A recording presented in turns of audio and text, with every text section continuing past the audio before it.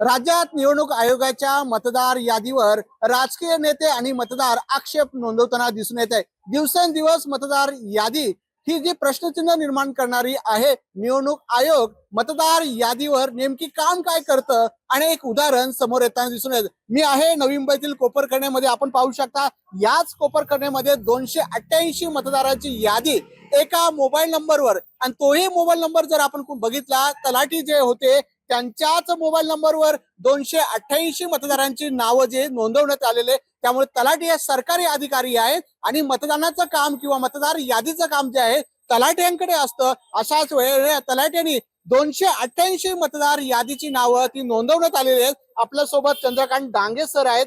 नेमकी प्रकरण काय झालंय? एका तलाठ्याच्या नावावर एकाच मोबाईलवर 288 नोंद केलेली आहे।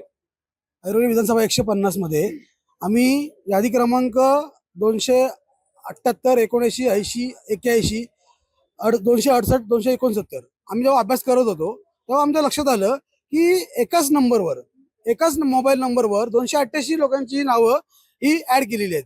त्याच्यामध्ये जी नावं आहेत त्यांचे WRN नंबर आहेत आणि मेल फिमेल सर्व आहे।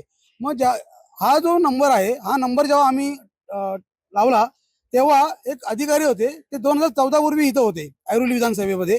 त्यांनी त्यांच्या नावावर ते तलाठी आहेत, त्यांच्या नावावरच हे सर्व नंबर ही सर्व नावं ऍड आहेत आणि हा नंबर आहे बघा, हा नंबर आहे। 288 मध्ये डबल नावं आहेत का? ते मतदार नेमकी कुठले होते या संदर्भात काय तुम्ही पाहिलंय का?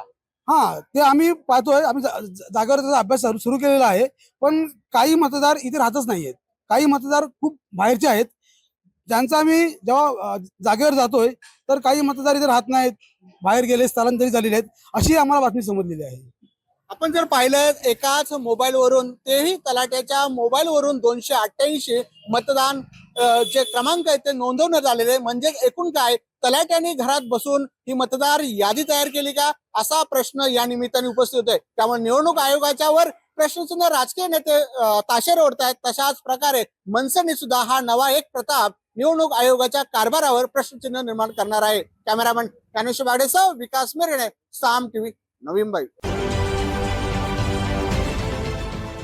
देश विदेशातील प्रत्येक घडामोडींचे लाईव्ह अपडेट मिळवण्यासाठी आता साम टीव्हीच्या सर्व सोशल मीडिया प्लॅटफॉर्मला लाईक, फॉलो आणि सबस्क्राईब करा।